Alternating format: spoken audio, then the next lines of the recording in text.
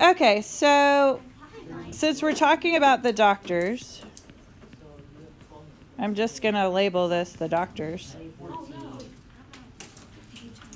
Okay, and then we're going to, you don't have to do it in a web. If you don't like the way the web looks, that's okay. Okay, you're just going to write notes about 3 doctors. Let me put it that way. Okay, so, all right, so the first doctor we're going to talk about is Lister.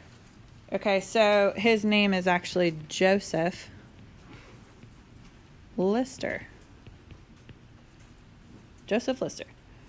I'll write him in purple so you can kind of tell the difference between my sections here. Okay, so Joseph Lister, he's known as the father of antiseptic. What is antiseptic? Yeah. So it's like to clean, right? Okay, so it's to kill the germs. Okay, so like you know how when you get a cut and you like wipe it with the alcohol wipe, right? It burns a little bit. Okay, or peroxide. Okay, so that's antiseptic. Okay, so to clean things so that the germs don't all of a sudden multiply. Okay, so all right, so he's known as the father of antiseptic because he's the first one that comes up with that. Okay, so before him, we didn't have stuff like that. So just to kind of give you, or to like put this in perspective a little bit, his date is 1867. Okay, so let's think about this then. What is in the world going on at 1867? Let's go development-wise. Yes, the Civil War, but what? I heard it. Industrial Revolution. Okay, where is the Industrial Revolution? Britain. Okay. So now they're the ones who start it because why? Why does it start in Britain and not somewhere else? Because they have what? Well, okay, so they have the education. What else do they have? They've got all the like advancements in technology for that time. Okay, what else? Something else. They've got space protectors. No, they're actually a pretty small country. They have good economy. Well, yeah. So they've got the money, but there's something else. Weren't they just like the most developed at the time? Well, yeah, but so that would be the money. Well, yeah, but we're trying to figure out why it happened there. They had a lot of like adventures there. Coal, iron ore, resources. They've got the resources in Britain. Okay, so it was only natural for it to happen there. Okay, so all these guys are in England. Okay, so this is in 1867. So it makes sense that all of this stuff would happen during the Industrial Revolution because this is like the time of invention and innovation and discovery and all that kind of stuff. Okay, so 1867, that's when Joseph Lister is. So this is what he does. Okay, so he realizes that, now this is a novel idea here. Okay, he realizes that there's a connection between people who die in surgery and contaminated surgical equipment. Really? Yeah. Okay, so like before that, it was like over the heads. Okay, so that's his thing. Okay, realizes connection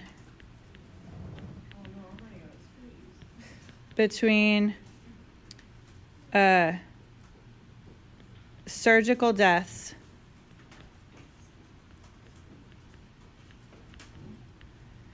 and instead of contaminated to free up space, you could say dirty equipment. So he starts telling people, he's like, hey guys, we should clean this stuff. Okay, like new bandages and, clean the table that they're laying on, and let's clean the scalpels and all of that kind of stuff. And he was made fun of for that. Okay, people are like, well, you're out of your mind. We don't need to do that. Bring in the next patient. Okay, so it really was for a long time he was made fun of. Okay, so then he starts to do it. Okay, so he says, well, I'm going to clean my equipment. I don't know about you guys, but I think that's a good idea. Okay, so he does. So what he uses, it's called carbolic acid. Now this is like, like it burns. Okay, so uses carbolic acid to clean all the equipment and then even the wounds and stuff. Okay, so to clean wounds and equipment. And I'm going to abbreviate equipment like that. Equip. Okay, so he starts doing that. Okay, he starts using this to clean all of the equipment, clean the tables, dress the wounds, all of that stuff. And when he does that, deaths from surgery start to go down. Okay, so when that happens, people are like, oh, well, okay, maybe you're onto something here. Okay, so then that becomes practice in the medical field. But just imagine, like, before that, no, and you would have been made fun of had you have done it. Okay, so that's interesting. Okay, so that's what we can put. Deaths, and I'll just do a down arrow here. Deaths go down.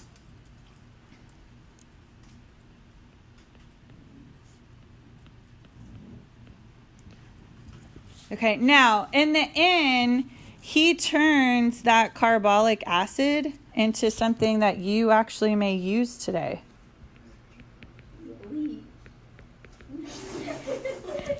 Listerine. Oh. Yeah.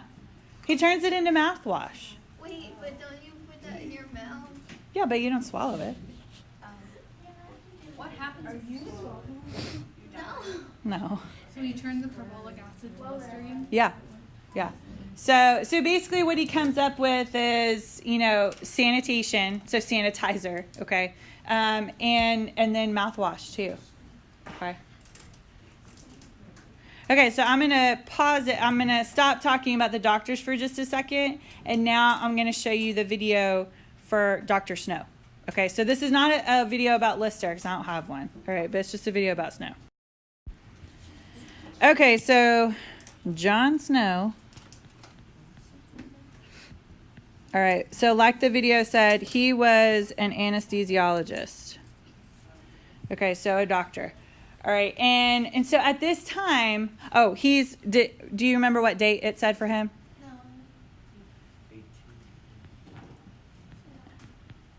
1854. He's before Joseph. Yeah. Okay, so, all right, so he starts looking at this outbreak of cholera. Now, cholera is very treatable. It's still bad in some areas today, mostly the LDCs, the places where there's contaminated water. Okay, so very, very treatable disease, okay, but it can be fatal if it's not ever treated. Okay, so, all right, so he starts looking at all these cholera outbreaks. Now, at this time, a lot of people said that you would get sick by what's known as miasma, okay, and so miasma is bad air, like stinky air, okay, so people would say, oh, well, if you're sick, it's because of the bad smells, like it's the bad air that's around, okay? That's not true. Like, it might make you a little nauseous, but you're not going to get a disease from smelling something, and that stinks, okay? So that's what he started looking at, and he was like, no, it's not from the bad air. He was telling everybody it's from the contaminated water. If your water is dirty, you're going to get sick. Again, he was made fun of. People are like, no, you're crazy. Okay, water's water. Forget it. Like, it's fine. Okay, so he starts noticing that people, and this is why he says this, because people are dumping sewage and trash and things like that in the water supply. Okay, so he's like, guys, this is not a good idea. Okay, so he starts studying it because he knows people don't believe him, so he's going to start studying it. He starts mapping it. So he gets a map of that area where Broad Street is. And he starts putting dots. He's got assistants, right? So everybody's like putting dots of reported cases, okay, on the map of cholera. Okay, so then, they start looking at it, and he's like, look, they're all concentrated around the Broad Street pump. They're all right there. That is what is making people sick. But then the government kind of laughs at him, and they say, look at these dots up here. You've got dots up here. It can't be that. so then he's like, there's got to be connection. So he goes to those people. And he says, where do you get your water from? And these are they're rich people, okay? So one of the ladies says, well, I get my water delivered to me from the Broad Street pump because it's the best tasting water, okay? Well, yeah, it's the cholera water, okay? So then he takes that back, he collects his data, writes it down, and tells the government again. The government's like, no, it's fine. Okay, so he knows it's not, so he breaks the pump off of the water pump. Okay, yeah, the handle. He breaks the handle off the water pump. And that was a huge deal. I know it kind of doesn't really seem like a big deal, but that's like government property. You're not supposed to destroy stuff like that. Okay, so he breaks it off, and when he does that, people have to go elsewhere to get their water. And so now this new water is clean. Okay, so cholera cases start to drop, and before you know it, around this area, it's gone. Okay, and that's all because he told people, well, it's dirty water. Like, you pour your sewage in the water, yes, you're going to get sick. Okay, so that's his thing. All right, so let's write that down, but let's shorten it. Okay, so he says cholera is from dirty water.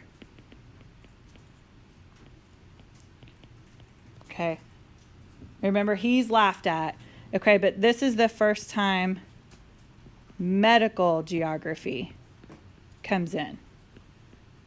So he really does use a map to save lives. Okay, and so that's because he plotted cholera cases on a map.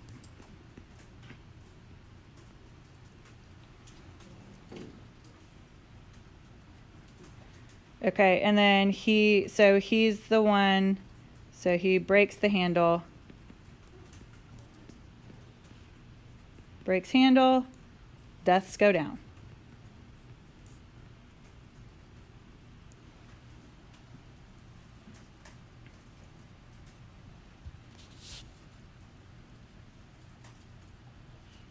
Okay.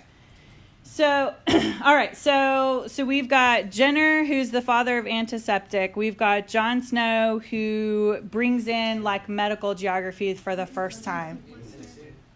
I'm sorry, Lister. My bad.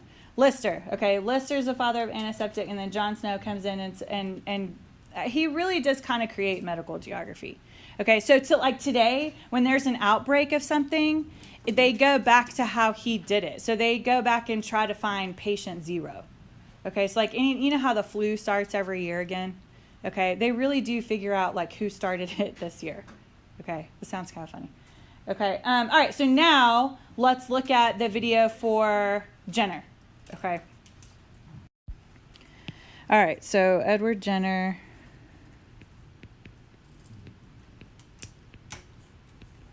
And it doesn't give a specific date for this guy, but I would say early 1800s. Okay.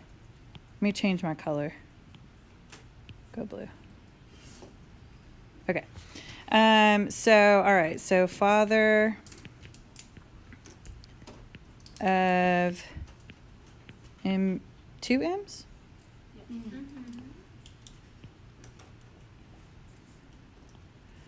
Okay. Immunology.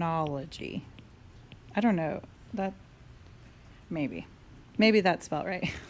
Okay. So, all right. So early 1800s for Jenner is the date we're going to put for him. Okay. So, all right. So like the video said, he is an apprentice when he's really young for a doctor. Okay, so he starts kind of looking smallpox becomes his thing that he wants to study. Okay, so he learns from a dairymaid that they don't get smallpox because they get what? Cowpox. Okay, and it is kind of gross when you think about it. So he gets one of her fresh cowpox and gets pus from it. And then he scrapes the son of his gardener, okay, with the cowpox pus. It was cute. Cowpox pus. Isn't that kind of dangerous? Look, What if Oh, yeah. He would have like killed. Oh, no, it is for sure dangerous. Yeah, but it's kind of like, here, take my son, do some tests on him. I don't know. Okay, so, I mean, it's different, you know, back then. But, okay, so he tests out his theory. He scrapes the boy with the cowpox pus, okay? Yum. Then he finds somebody who has smallpox, gets pus from the smallpox, and scrapes the boy again with it, and he never gets smallpox. Okay, now smallpox it definitely can kill you. Okay, it hasn't been totally eradicated in the world, but it's few and far between for sure.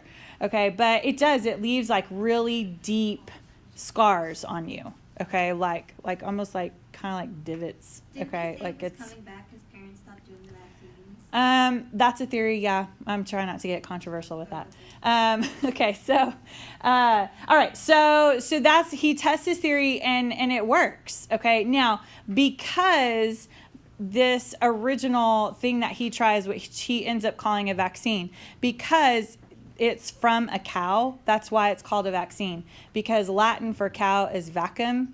Okay, and then if you know Spanish, Spanish for cow is what? Vaca. Okay, so there's a relation there. So because the first one came from a cow, that's why it's vaccine. Okay, so let's write that. All right, so okay. Vaccine. His thing was vaccines for smallpox. Okay, and he uses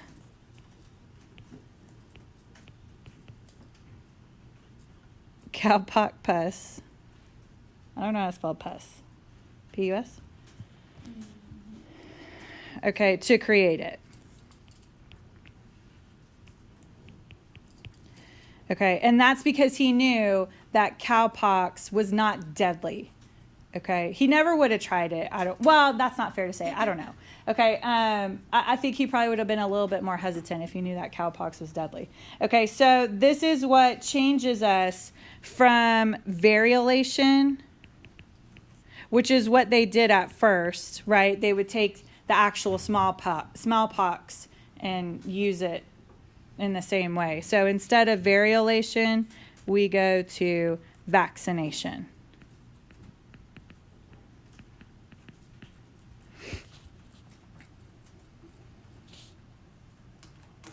And then if you just want to add, I'm going to write it sideways here, vacum.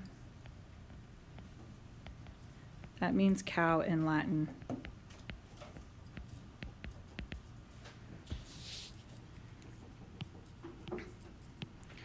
Okay, so just some small things to add. So what's the point? These whole population. Well, yeah.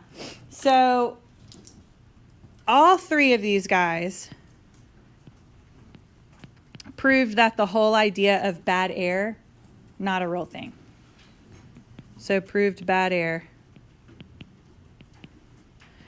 did not cause disease.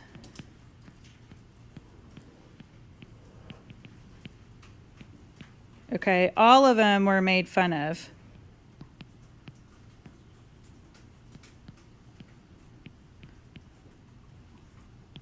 And then, yeah, all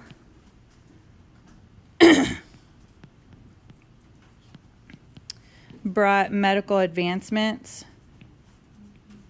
I'm just going to put advancements like that, ADV. Okay, so all brought medical advancements, which leads to longer life expectancy.